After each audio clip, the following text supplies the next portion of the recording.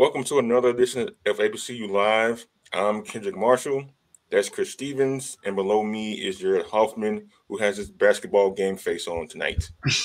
Yeah, so we're going to have a pretty loaded show tonight. We're going to talk college football. College football season never stops around here. Never, ever, ever, ever does. A school hired a coach. I'm going to get into that. There was some controversy in the women's basketball game tonight. We're going to get into that too. And some black college football players had a chance to showcase their skills in front of a bunch of NFL scouts. But the first topic of discussion tonight, fellas, is Morehouse University. Over the weekend on a Friday night, they tried a Friday night news dump, and they announced that they had hired Karan Phillips' own Terance Mathis as their new head football coach. Apparently, before that, they flirted with Hugh Jackson, the former Grambling coach, but the deal fell through, according to reports from HBCU Legends, and they ended up, did AD Harold Ellis reaching out to Terance Mathis, the former Atlanta Falcons. Great. He was a part of the Dirty Bird squad. They won the Super Bowl and lost to the Denver Broncos. You had Jamal Anderson, OJ Santiago, all those guys. They led Atlanta to the Super Bowl, a game they did not lead, by the way. Not like the one they played against Tom Brady and the Patriots. They blew that 23 lead.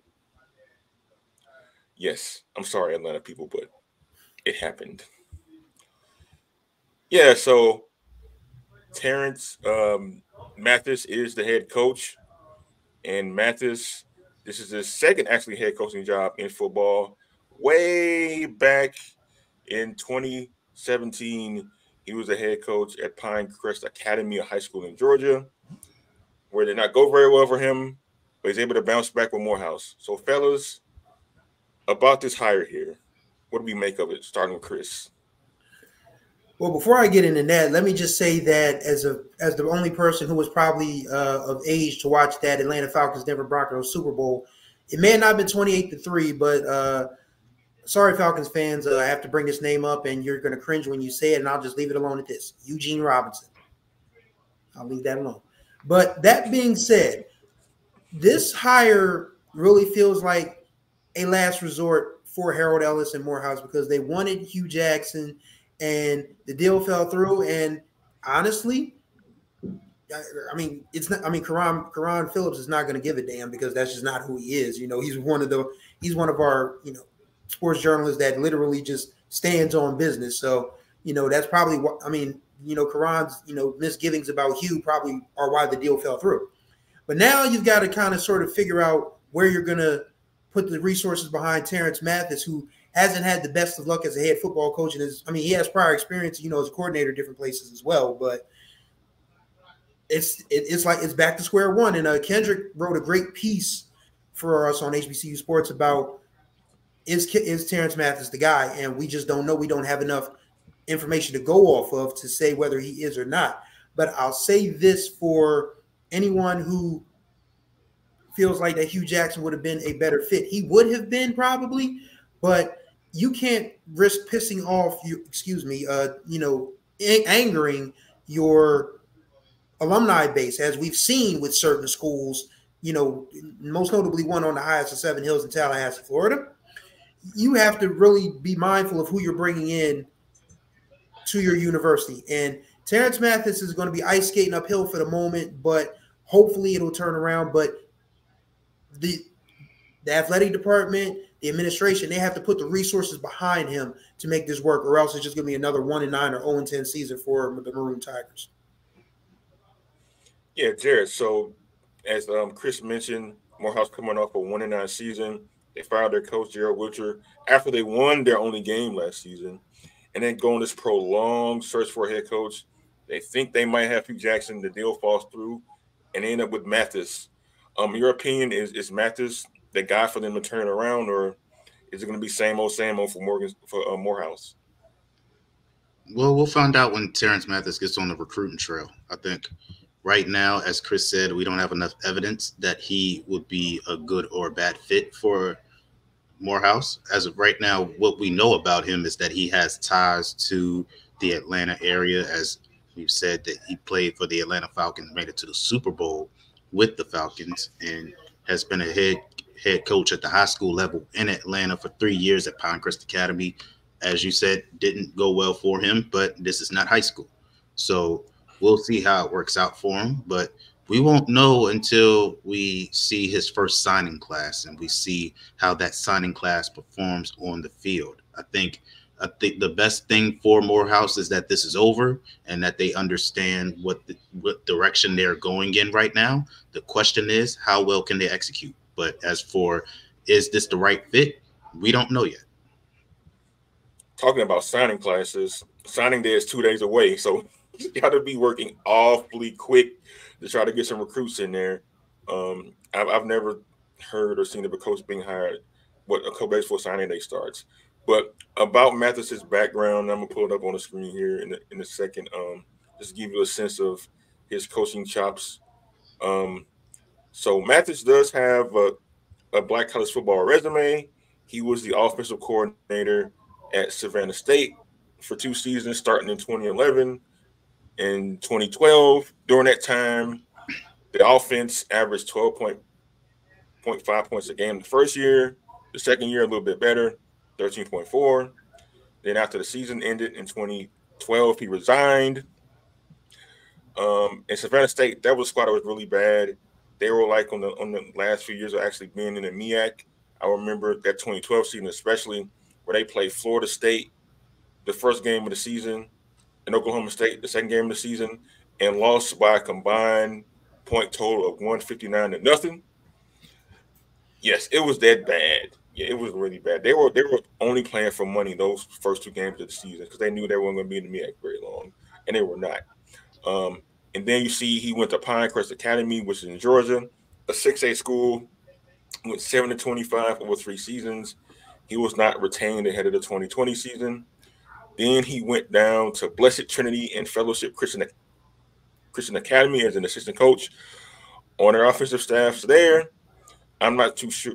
I'm not too sure how well those schools did under his two list, but it's safe to say that when you're coaching the school, it's called Blessed Trinity and Fellowship Christian Academy, the odds of them being powerhouses are not that good. So that's the resume for Terance Mathis. And as I wrote my column over the weekend, it's not that I don't agree that Terance Mathis was the coach. I don't know who Morehouse should have hired or who they shouldn't have hired, but I do know a coach coming from programs that hadn't been very successful doesn't bode well for that guy being asked to turn around a program hadn't done very well in a number of years. Morehouse hasn't had a winning season since 2018, and the last time Mathis was a head coach, as you see the record there, 7-25, it wasn't very good at all. So I don't know how a losing head coach at high school can turn around a college coach, a college football team when you got 2 days to another signing day, number one. And number two, Morehouse struggles with resources. They struggle with interest in the football program. They might get a little bit of boost because of Terance Mathis' name in the area, and people might come out to support him and maybe donate some money to the school. But he's definitely behind the 8 ball on that front. And I don't know the first season how they could possibly have a season of anything that resembles a winning season. I know we talked about Texas Southern maybe going 0-11 because they got so late in the game of hiring a coach. This is the team, Morehouse College, that possibly could go winless next season. They only won 1 game last year, so it's not impossible to think they could go winless next season. But yeah, Terance Mathis has a tremendous uphill battle if he wants to turn around that program. I don't know the timetable they're going to give him, but it's got to be longer than Hugh Jackson. I mean, and another point I want to make, fellas, is like a lot of people were excited about this hire. I don't know why they were. They were not excited about Hugh Jackson because he come from a losing program that he oversaw at Grambling, that he oversaw in the NFL looking the Browns. But they're excited about Terance Mathis, who hasn't accomplished very much as a head coach, taking over this program. Like, I don't understand why people were so upbeat about this hiring, considering the fact that Terance Mathis hasn't really accomplished anything as a head coach in his short career in that position. So we'll see how it goes for Terance Mathis on that front. So, fellas, any last words on this? Yeah, for me, I don't get it either. And granted, I agree with most of Karan's points about Hugh Jackson not being authentic enough for the HBCU experience. I mean, I get that, he tried, but he failed miserably, and it was never going to fit that. It was never going to fit there. Now the question is, what makes Terance Mathis a better fit than Hugh Jackson? We do not know. We have no idea. And the only time we'll figure that out, because we're not going to figure it out, first game of the season. No, not first game of the season. They don't play Fort Valley State. I'm sorry, I got the schedule mixed up. But either way, the SIAC as a whole has improved so much that a win just doesn't look good for them. I mean, you'll probably see part of their schedule probably includes Benedict, which still should be good even after Chennisberry and some of his guys left. You've got Edward Waters, you've got Allen, and then of course if you go a little bit to the west, Miles is still very good. Tuskegee is going to be looking for a ton of get back after they didn't even have a chance to play in the championship game, and they didn't lose one. They didn't lose a SIAC game until the final game in the regular season. That of course was against Miles. So Morehouse right now is really looking at, I don't know what you call it, but you can't call it an instant success because that's just not going to happen this year. So, Jared, how long will it take for Morehouse to be turned around under the watchful eye of Terance Mathis? They expect it to turn around in the next 3 years. They're being unrealistic. They're being very unrealistic. Tuskegee has been consistently good since the beginning of the decade. Fort Valley State is seemingly always on the rise and always going to be a competitor in the SIAC. Miles, even with that one down year in 21 or 22, even with that one down year, they're always going to find their way in the picture. So, like I said, his Atlanta ties, Terance Mathis' Atlanta ties, is going to have to show up and show out if they want any chance of being a contender anytime in the next 3 years. And as far as, what the excitement is all about, maybe there's something about his ties to Atlanta that we don't know, because that's the only way that we can explain it looking at his coaching resume. No offense to him, but you look at his coaching resume and there's nothing to get excited about. So maybe there's something to him in the Atlanta area that we just won't understand until we see his work come to fruition. Yeah, I mean, like I said before, like he's been put in a really tough spot through no fault of his own. The administration at Morehouse completely bungled this search. They just did not do their due diligence with trying to find a head coach after they let go of Wiltshire for unknown reasons that we probably won't find out ever. Oh, there's a reason. There's a reason. He called him out. He said he didn't get any support. He was still saying we don't have trainers, we don't have support staff. We played 2 home games. He said, I'm an alum. He was like, I was on the last SIAC championship team this school had, and I didn't get any support. And that should really be a point of nervousness for Terance Mathis, because if a former Maroon Tiger gets the boot after 8 months, he wasn't even on the job before a year. I don't even know if you get benefits in 8 months on any job. But they told an alum of the program that he had to go. So what does that mean for Terance Mathis? Doesn't mean a whole lot.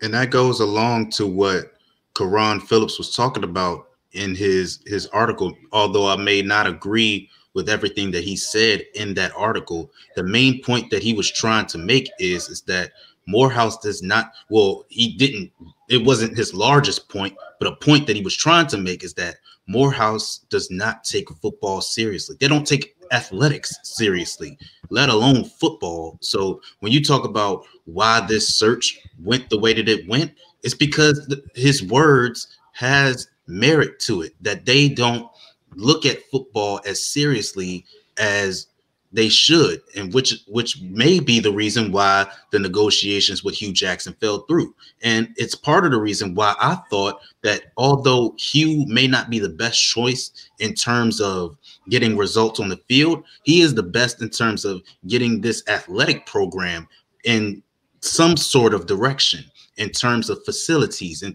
terms of advocating for athletes and their development.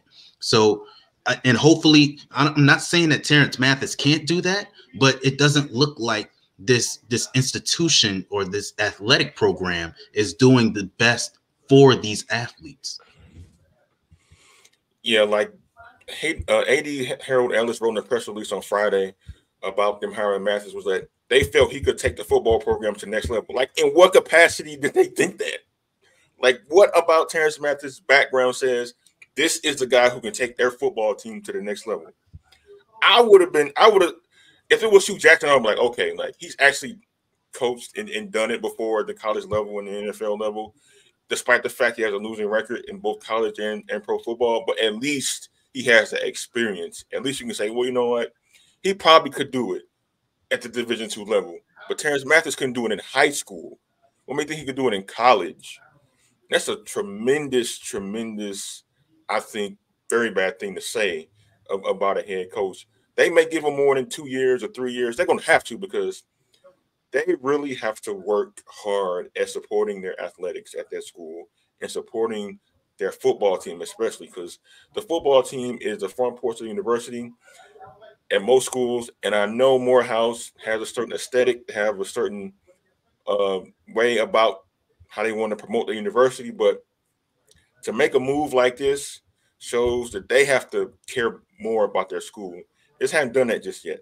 So just real quick. Yeah. Excuse me, just real quick before we get off this topic, I just want to say, when you haven't been good in a long time, like Morehouse's football team has, you start to get desperate. If you get desperate, you start to make irrational moves. Irrational moves is firing Gerard Wilcher halfway through the season without even giving him a chance when he was actually trying to advocate for the betterment of your program.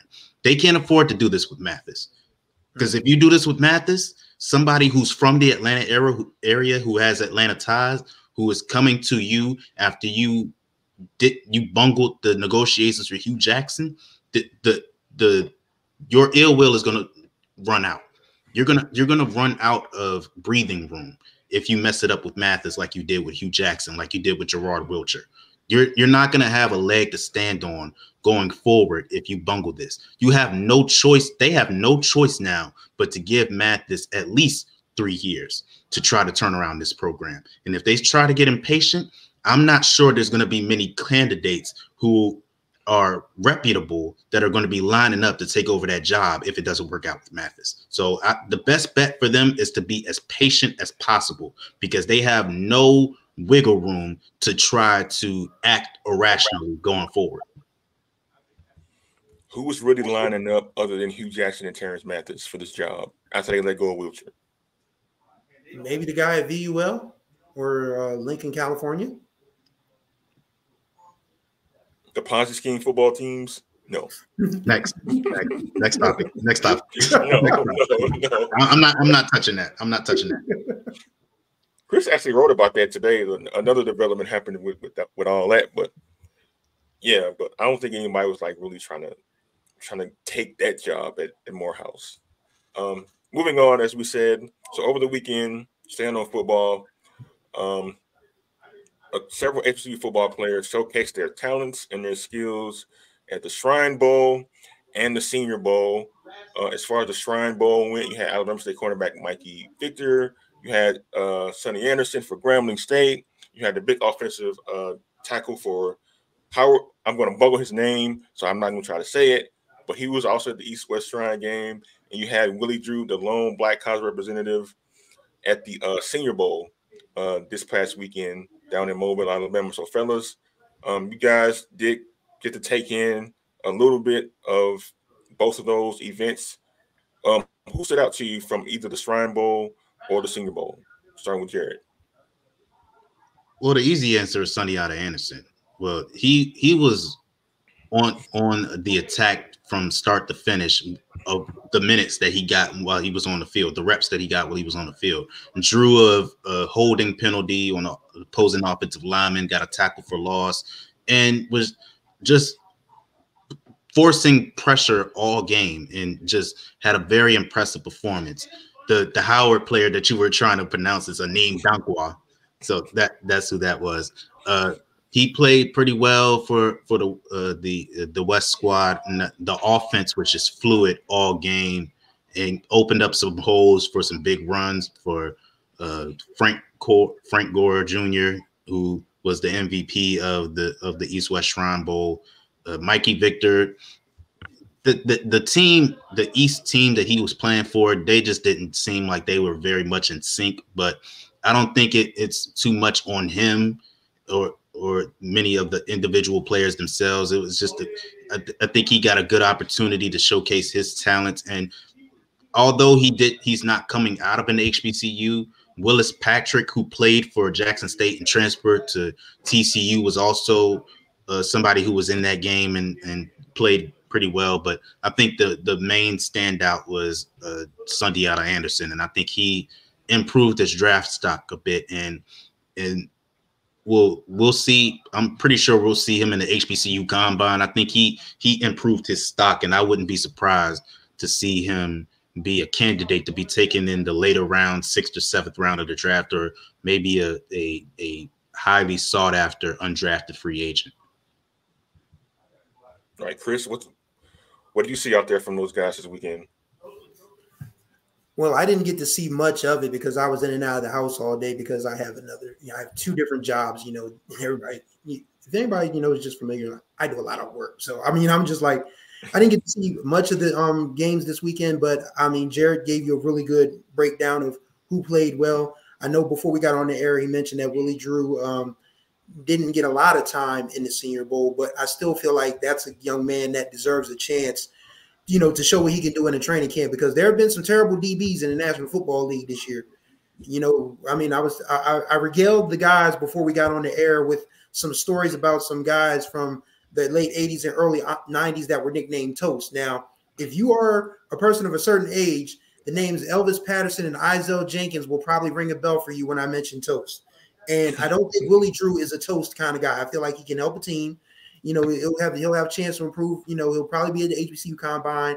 He likely will get an NFL Combine invite at some point. So I want to see that young man shine, because we are huge Division II advocates around here. We have a ton of Division I HBCUs. Yes, those kids are going to get time, but we need to start, pouring into our Division II HBCUs as well when we start talking about these topics like football, basketball, and so on, because those kids play hard just like everybody else. And the games are obviously a lot more entertaining. Like every time I look at a CIAA a game on HBCU Go, it's always some foolishness in the best of ways. It's always like a great game. It's like grab your popcorn and just be sitting there like, whoa, this is a good one. So, but yeah, from a football standpoint, I just really want to see Willie Drew shine, because we need more, focus on the Division II HBCUs and just not keep, focusing on D1s.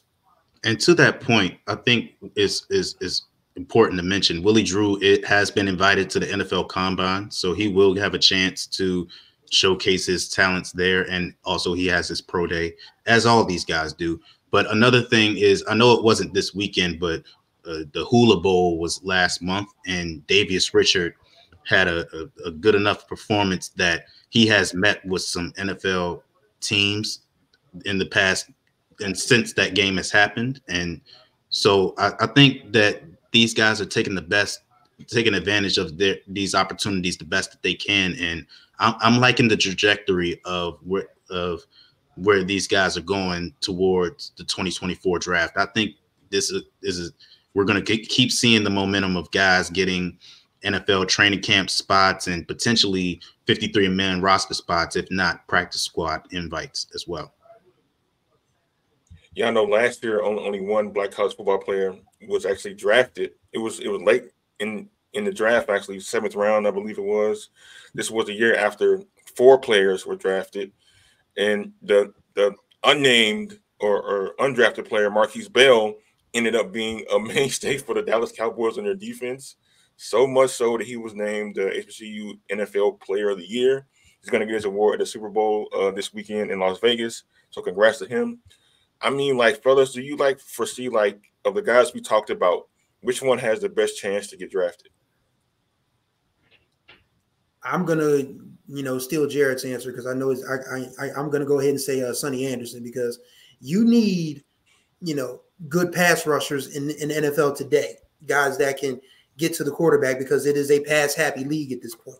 And if you don't have guys that can rush the quarterback, then you're going to be watching Mahomes, Lamar, Josh Allen, Jalen Hurts, they're just going to throw balls over your head all day long. So young man like Sundiana Anderson, who had a really good showing in the bowl game, I feel like that's the kid that's going to hopefully get the best look. But that's my pick. So a couple of things. The first thing is, one, the player that you were talking about that got drafted from last year's draft was Isaiah Bolden. Unfortunately missed this season due to injury. I believe it was an ACL or something that kept him out for the year with the New England Patriots. But also Marquise Bell came in during the 2022 undrafted free agency and just got his first big opportunity to play this season and took full advantage of the opportunity. But also, we have to mention Emmanuel Wilson, who was a big part of the Packers offense in the playoffs, got some big minutes in their first two playoff games before they were eliminated. But to the question, don't mention the Packers ever again on the show, okay? My bad. I said the forbidden word. My bad. But for those who don't know, Kendrick's a Bears fan, so we don't want to say the P word anymore. But no stakeholders and no Packers on the show. Them the rules. Yep. Yeah, but if there was a player that I think has the best opportunity to be drafted, other than Sonny Anderson, I think Willie Drew has a chance to recover his stock. I think he's a guy with good size. I think he's a guy that that is very good in coverage. I think although he didn't have the best showing and didn't have much of a showing in the Senior Bowl, I think he has the best chance to recover his draft. I think the cornerback position in the NFL is one that is not heavy with stars, and there's a lot of guys who are trying to develop into that NFL mainstay from the days that we've seen all the greats from the past. I think we don't have those guys now, and the NFL is always looking for guys that could take over and to build up their name and to become mainstays on NFL rosters. So I really feel like Willie Drew could build his name up and to be that guy. But I think also Aneem Dankwa out of Howard, the offensive lineman whose name Kendra couldn't pronounce. But I think he's a guy with he is huge, 6'7". I believe he's listed at 285, and he's a guy that is very mobile. He's very agile, and it is very good at controlling the line of scrimmage and giving quarterback time and pass in the passing game, and can open up lanes for the running game. I think he's a guy that you can never have too many offensive linemen, when it comes to the NFL. So I think he's a guy that would have a great chance of getting drafted. He's probably one of the guys that has a great chance of getting drafted. And I know I'm going long-winded, but I just want to say, I really hope that Davius Richard gets drafted. I really do hope that it happens, because it would be huge for us. We haven't had a guy get drafted in almost 20 years. God rest his soul, Tavares Jackson out of Alabama State, was drafted in 2006. And I think it would show a line of quarterbacks coming up that you can get drafted out of an HBCU. You can show off your talent, and you don't have to transfer to the SECs, the Big 12s, the Big 10s, the big colleges where, guys like Lamar Jackson and guys like Patrick Mahomes, Cam Newton, all these black quarterbacks went. You could go to an HBCU, show that you are among the best quarterbacks in the business, and have success at the next level. I think that would send a huge message to the next wave of young football players coming into high school and college, that you can have success coming out of HBCU. Yeah, over the weekend, I saw a bunch of organizations, small just like us, send reporters out to cover the Shrine Bowl and to cover the Senior Bowl. Kim Shaw, if you're listening, open up that checkbook and send Jared somewhere next year, man.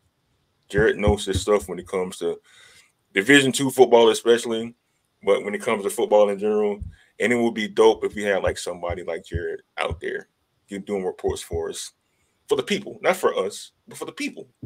Because Jared has a big brain and is filled with football stuff, man. Yeah. Let him use it. Oh man. Jared's blushing. Yeah, but like I think you're right. Like Davis Richard, he should at least get an undrafted free agent contract if he doesn't get drafted. Like he's the prototypical size for a quarterback. He's a dual threat quarterback. He's a winner in college. He's improved every single year in college, which all scouts will say that's a good sign for a pro coming into the league. If you can show progress throughout your college career, like all quarterbacks, he has flaws. He's going to need to develop. But I think if you get him into a camp, I think he can make a roster for sure. Like a lot of these backup quarterbacks aren't very good. Tyson Bagent started 4 games for the Chicago Bears, a D2 undrafted free agent. And people raved about him despite the fact he had a noodle arm and really could not make good decisions all the time. So I know Davis Richards is better than that guy, and he plays for my team. And never forget, the Peterman was still on the roster last year. The superhero, Nathan the Peterman. You're right. Yeah. But I mean, but remember years ago, we thought that Akil Glass was gonna have a chance to be in the NFL. He was a guy that we looked at and we said, this guy is great in the pocket. He can make throws to receivers and downfield. He can check down. He can be a guy that can throw check downs. He can throw any type of pass. And he got that spot with the Tampa Bay Buccaneers, and it just never materialized. He's currently in the UFL now with the New Orleans Breakers. But we've had a lot of quarterbacks come through with HBCU football lore. We had Devontae Kincaid, we had Amir Hall, who I'm biased, but hey, I'd say he's the best one since 2010. And but we've had a lot of guys not be able to get that opportunity. And it's because the quarterback position is at a premium. It's not too many opportunities for many quarterbacks at all, let alone HBCU quarterbacks. So Davius Richard would be a breaking of the mold at getting a guy from an HBCU to the NFL. You talked about a guy that came from Division II, and in his first game led the Bears to a game-winning drive. You know what I mean? So that's how rare it is. It's not too many guys that come from Division IIs, that come from HBCUs, that are able to make it at the quarterback position to the NFL. So this would be groundbreaking for Davius Richard to not only make it to the NFL, but get a practice squad and be invited to the practice squad, get signed by the practice squad, or get signed to the 53-man roster. I mean, like, look at Brock Purdy, Mr. Irrelevant. He's going to start in the Super Bowl on Sunday. 7th round draft pick, going to start in the Super Bowl on Sunday. Despite the fact that anybody feels about his talent, that's unheard of. That's good for him, man. Like, it gives guys like Davis Richard and others at quarterback hope. Like, hey, man, if I get my shot, if I take advantage of it, I too can make an impact in the league. So all guys want is a chance. I mean, they have a chance here at these showcases. They have a chance at the combine, and they'll have a chance if they get drafted at that point too, or if not a free agent contract, they'll have a chance to show their talents. That's all anybody ever wanted, was like these guys to get a shot, because we all know the NFL Hall of Fame is filled with like so many black college football players in it. Talk about Teron Armstead. He plays for the 49ers. He's came from HBCU. Joshua Williams from the Chiefs. He played at Fayetteville State. Got drafted in the 4th round. He make an impact on their defense. So yeah, like give guys a chance, and good things will happen. Agreed. Yeah, so we're gonna move on to basketball. Before we get into tonight's game, Jerry, you had the opportunity to write about the Invesco QQQ. That's 3 Qs, right? Not 4, right? Yeah, it's 3 Qs. Yeah. Listen, Invesco QQQ Legacy Classic that involved Jackson State, Grambling, Howard, and Hampton, or played in New Jersey. It was all put together by actor Michael B. Jordan. So Jerry, you wrote about observing that showcase. What do you take away from it over the weekend? Well, I think the most important thing is that both games weren't duds. I think, and that's the best possible thing that could have happened from this, is that both games were duds. They were extremely competitive. Both all four teams that were involved in the respective games, they highly competed. Dive on the floor for loose balls. Defense were putting on defensive pressure all game. What we know college basketball to be, but we you look at HBCUs and everybody thinks like, oh, they're the less talented guys. We look at the MEAC and SWAC's overall record and compare it with other conferences, and we're below towards the bottom. These guys showed that there is talent as these HBCUs. There are guys who are highly skilled, and they're guys that compete at a high level and can produce at a high level, and they showcase that in front of a national audience. But I think the most important thing about the Invesco QQQ Legacy Classic is that it's bigger than basketball. It's bigger than the results you see on the court. They have events all week about like the business pitches in doing community work in the Newark area, which is a predominantly Black community. So I think this is about community growth. What this classic does, it doesn't just help grow HBCUs, which is great for us, but it's about growing the community and molding the young people who are in these predominantly Black areas who don't get to see big time actors like Michael B. Jordan come to their community and say, I want to be a part of the growth and be a part of the development of the people in this community. And that's what the Invesco QQQ Legacy Classic is all about. So it has been a success in the 3 years of its existence, and I don't see it going anywhere anytime soon. Yeah, Chris, your thoughts?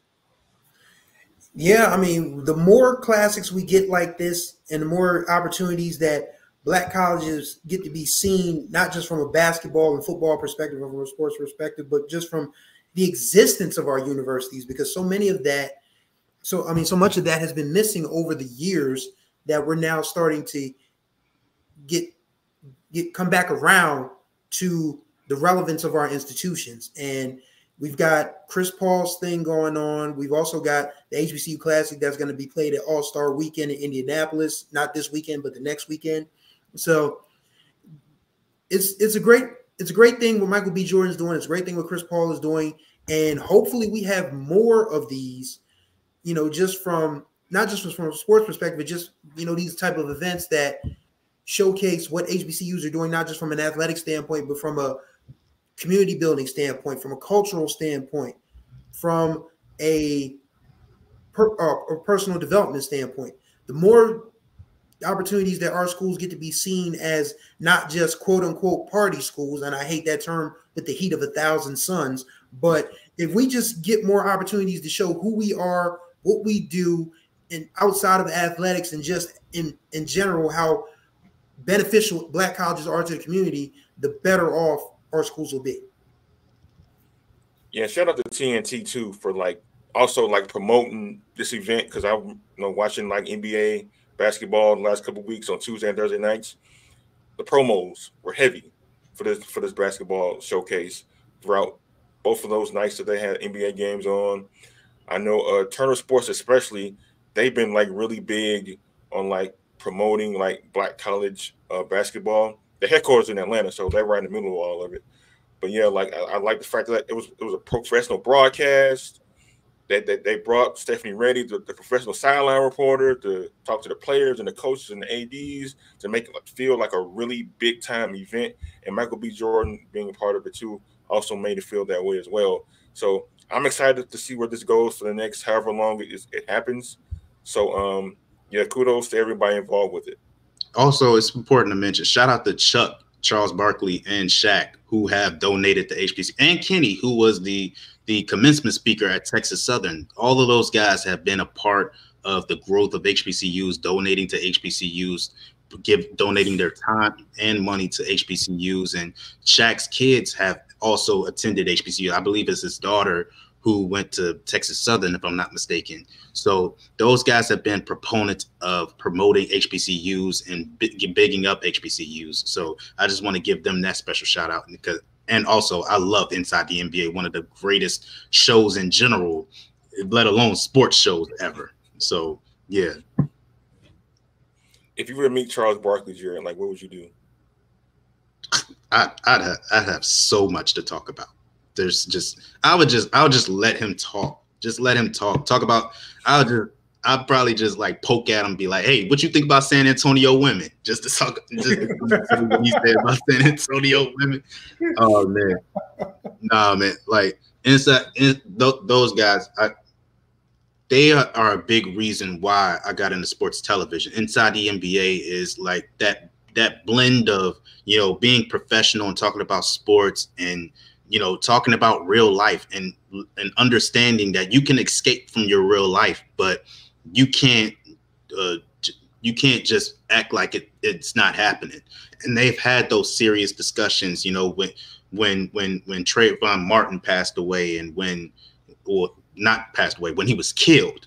Excuse me. Let me be clear about that. When he was killed, you know, in 2020, when the players protested after the killings in 2020, and they had a poignant discussion about that. And it's like they can, as funny as they can be, as serious they can be talking about basketball, they showed you that you can have both. We can be serious and talk about real life, and we can talk about sports, and we can have fun doing it. But we understand that, you know, that real life is happening outside of the court that we're watching basketball on. You know what I mean? And there's unfortunately a lot of sports shows that shy away from those discussions. They let you know that this is bigger than the jersey that we wore, or the set that we sit on and talk about sports. You know what I mean?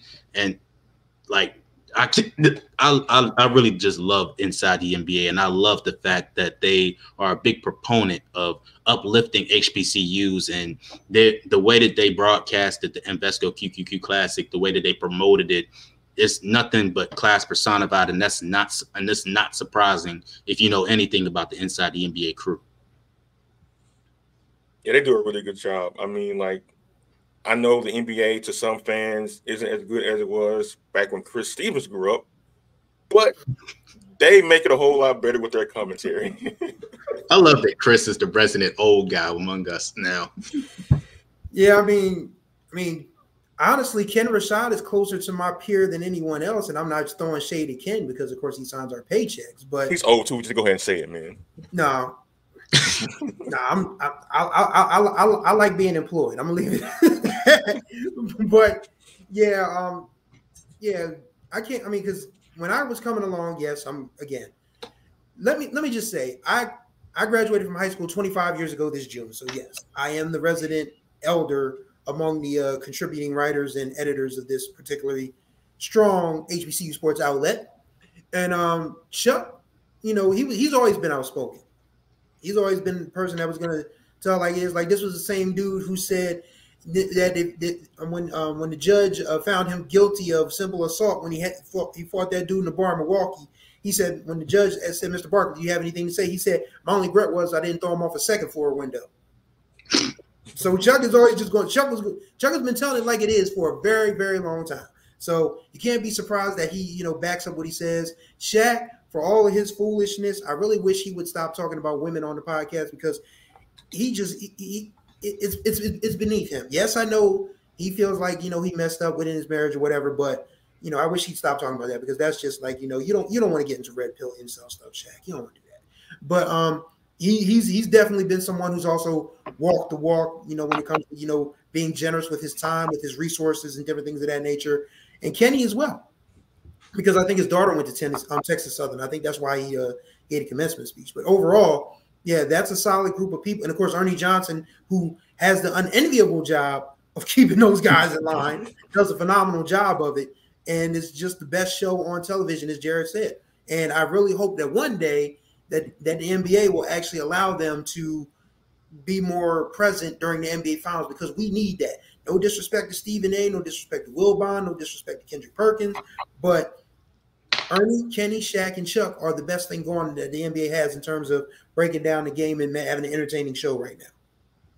Yeah, they have that. Yeah, they had that crossover like broadcast earlier in the season with the ESPN crew and the TNT crew, and that was like really great. They should do that for the finals too. Yes, we got to probably find them on NBA TV or something like that. Yeah, they did that for the in-season tournament. Yeah, but they got to have they have to negotiate the broadcasting rights to put the TNT for the NBA finals because they are absolutely the best studio group in all of sports. I don't point to any sport. I don't care. Inside the NBA is the best in terms of the studio shows, and they have to host the NBA finals. They should. Well, I mean, in the future, man, with everything going to streaming services and cable, that may just happen in the next couple years.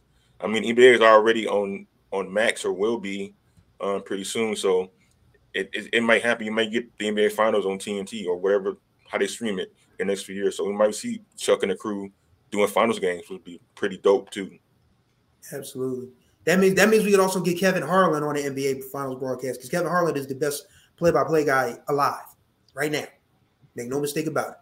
He is. He's very excitable. Like, I had the chance to like observe him when I covered the NCAA tournament when he had it in Tulsa, Oklahoma. Had to be back in what 2014, somewhere around there. Now nice 2014, not a long time, man. But like, yeah, like he like he's a really nice guy, like personal with the fans, personal with the coaches, just excited to like just talk basketball, just be in the arena, just be around the players. Like his calls are always great too. So you can't be Kevin Harlan on any broadcast, whether it's basketball or whether it's NFL. But transition over to the games today, there was controversy, folks, in women's basketball. Morgan State and North Carolina Central women, they played a basketball game tonight. They literally went down to the wire.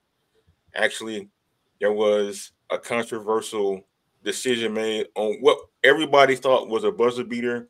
Gabby Johnson got opened. She plays for Morgan State. Elbowed under the basket. She apparently brought home a game-winning layup at the buzzer. Everybody celebrating. Morgan State thought they stole one from North Carolina Central.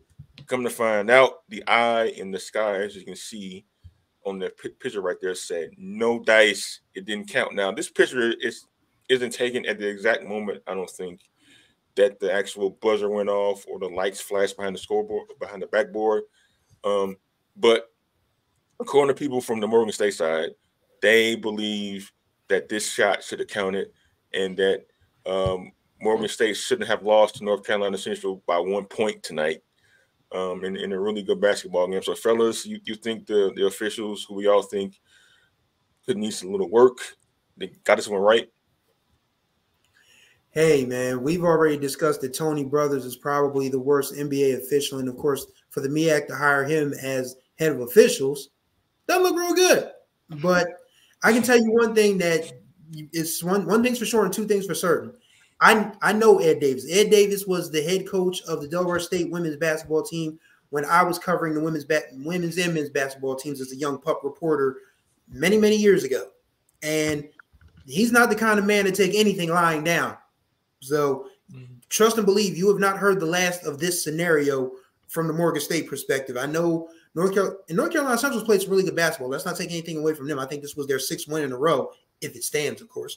But, you know, we'd have to go back and see the video because from the picture that y'all can see on the screen, if you've been gifted to give the gift of sight, you can see that the ball is out of her hand, but the clock is at 0 and the light on the backboard is on. Now, does that mean that the ball was still in her hands, or did she get it out of her hands with like 1/10 of a second left? We don't know because it's just a still shot. So we'd have to see the video for sure confirmation. But we try not to, come at referees. And I know there's a local colleague of mine here in Wilmington, Delaware, who has a hashtag called Stop Ref Abuse. But it's really abuse if we just critique that some of these referees just make terrible calls. I mean, we can't call it abuse if it's just the facts that you guys and gals need some work. That's pretty fair to say. I would think. I mean, officials as the former NBA player John Sully once said, are bad all over the world. And and that is no different in the college game. Like college officials, God bless their souls, they oftentimes the moment's too big for them sometimes. And this one could have been a moment too big, but yeah, we have replay. If there's controversy and we have replay in the 21st century, is there any hope for officials at all anywhere? Because replay's supposed to make sure you get it right, not to enhance you getting it wrong. Right. So, Jared, thoughts on this, on referees, on this call, on the outcome of this game, or anything about this particular incident? Well, as this call goes, this still shot is unfortunately not enough evidence for me to say that it should have been a good basket or not, because as Chris pointed out, was it released at 0.1 and it got out of hands before the clock struck zeros? I don't know. I can't tell. But to your point, that's what we have instant replay for. I don't. Did they go to the replay booth? Is that what happened? Did they go to the replay booth and they decided that it was not a good basket? Is that what I'm asking the question? Was that what happened? They went to the replay booth and they said it wasn't a good basket, or did they just not go to the replay booth at all?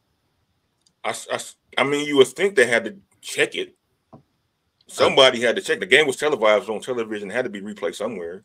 So if they replayed it and they came to the conclusion that it didn't come out of her hands, then I can't look at this still shot and say that I'll watch the game later on and I'll see for myself. But looking at this still shot, there's not enough evidence for me to say. And plus, just as an observation of the picture, the ball doesn't look too far from her hands. So that tells me that she didn't get it off very quickly. And if the clock was at zeros, and depending on how long the clock was at zeros, I can't imagine that she got it off in time. But I can't judge it just based off the picture. Just based off the picture, I can't tell anything. Yeah, I mean, there's no video available, at least from what I see online, of the shot just yet. So, like, if there is, we'll definitely play it and try to get some evidence to see whether that call was right or not. But, Chris, I want to ask you a question, man. Is Diamond Johnson the best basketball player in HBCU basketball, men or women, right now? Because he had 29 points tonight and another win for Norfolk State.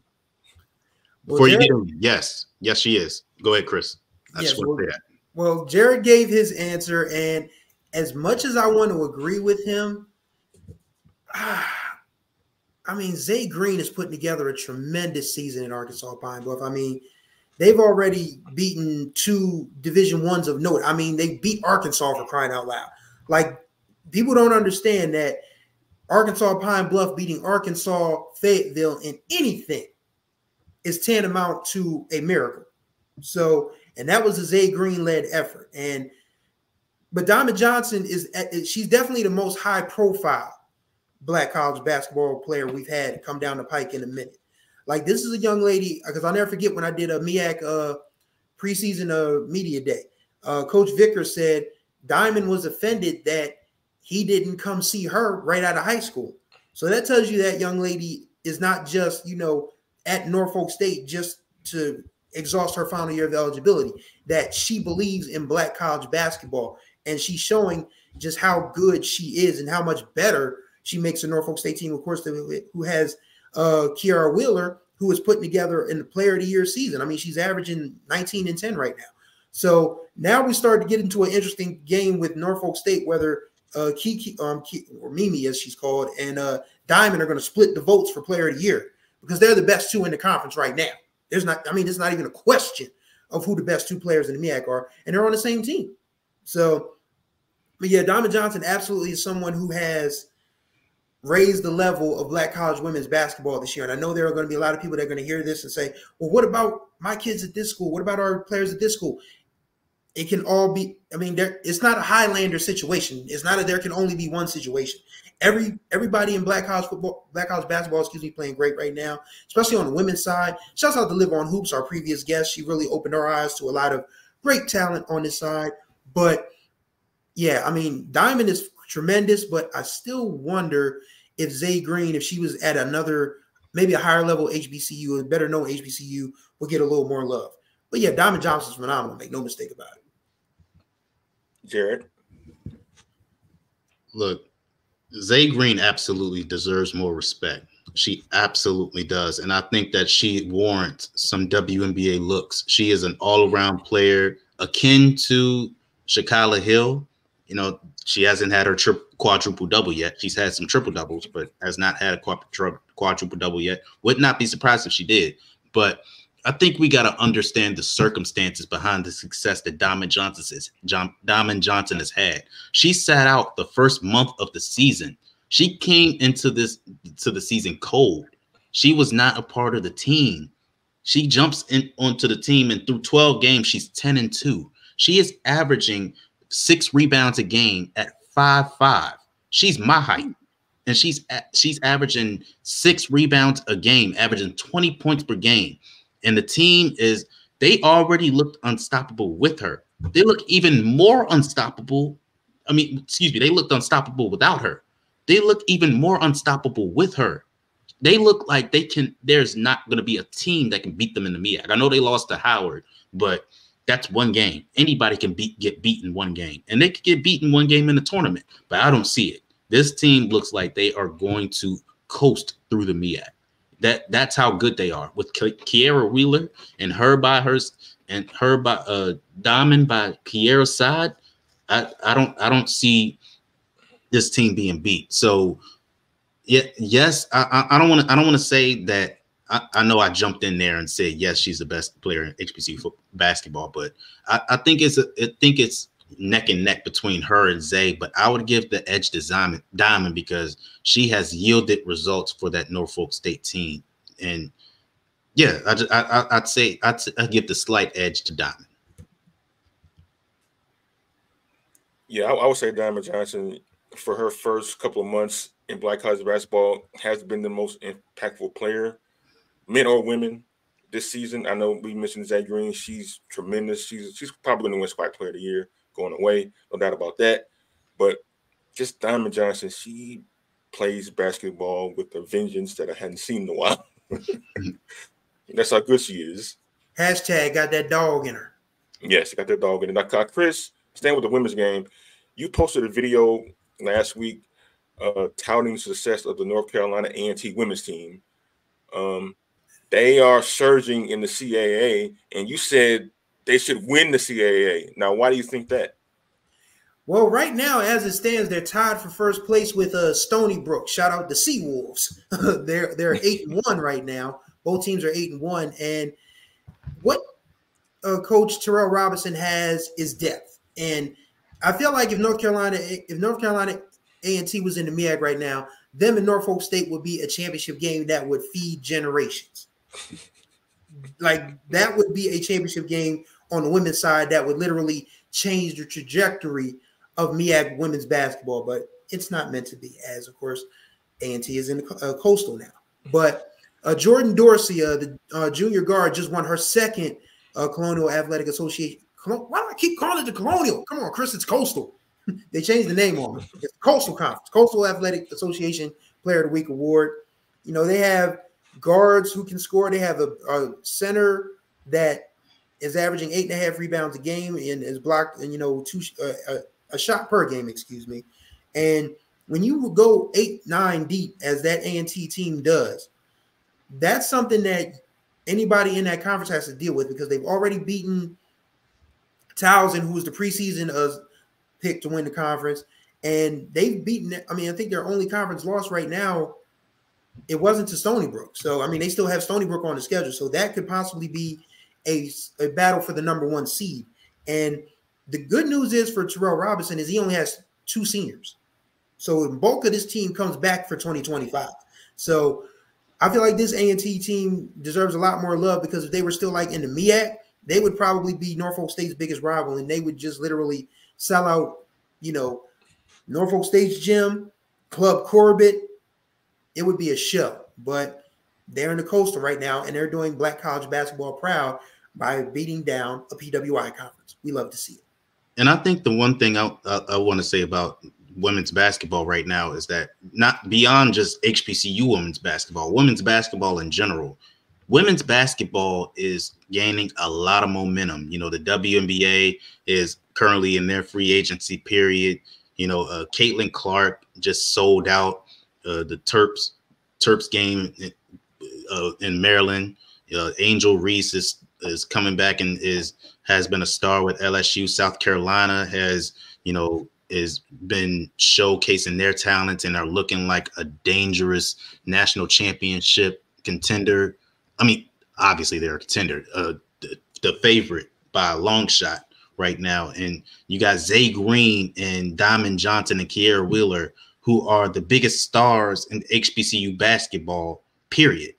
You know what I mean? I love the momentum that women's basketball is building because it shows you that women don't have to dunk. They don't have to do these spectacular block shots. They ain't got to have the most athleticism. They can showcase their skills and show you that there's more to basketball than just, it turning into a dunk contest. You could play hard defense. You can play, you can pick up somebody 94 feet and it still be an entertaining game. That's what makes the game more entertaining anyway. Like when you see players in open gym, that's when it's most exciting, when you see them actually trying to guard each other. They're trying to go one-on-one and they're trying to get the advantage over their opponent on either side of the basketball. That's what women's basketball is. Women's basketball is, I'm going head to head with you and you have to show me that you can beat me off the dribble or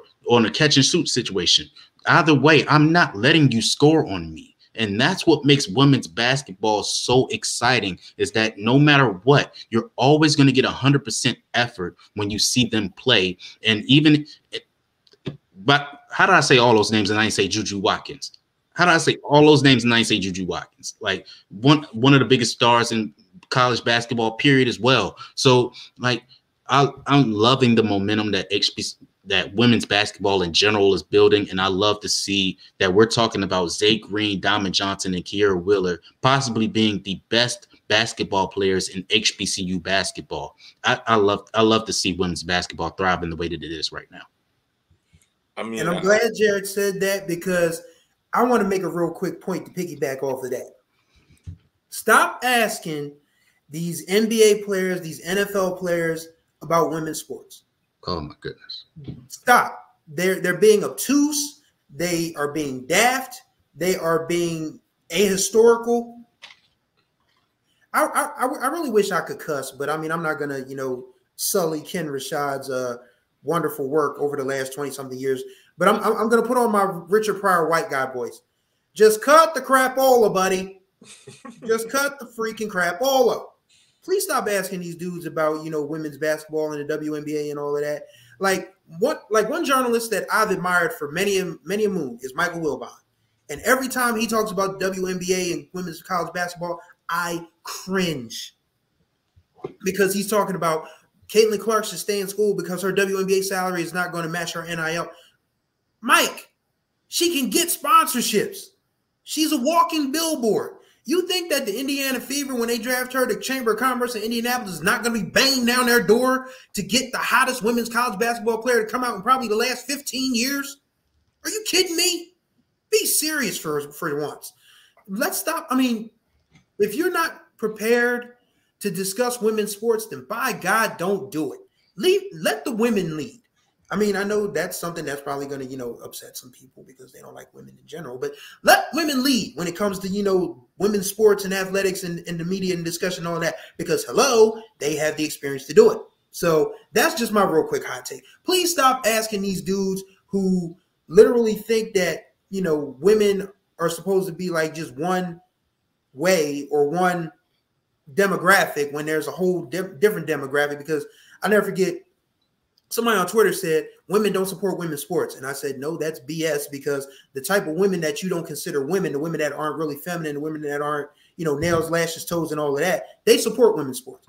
And I'm not saying that feminine women can't support women's sports, because they do. But let's just stop asking men their opinion about women's sports, because they don't know their behinds from a hole in the ground. And I am tired of it. Yeah, Michael Porter Jr. was one of those guys you're probably talking about. He was asked about the WNBA, and he made a comment saying, "Well, I would watch the games more if they lower the rim so they could dunk."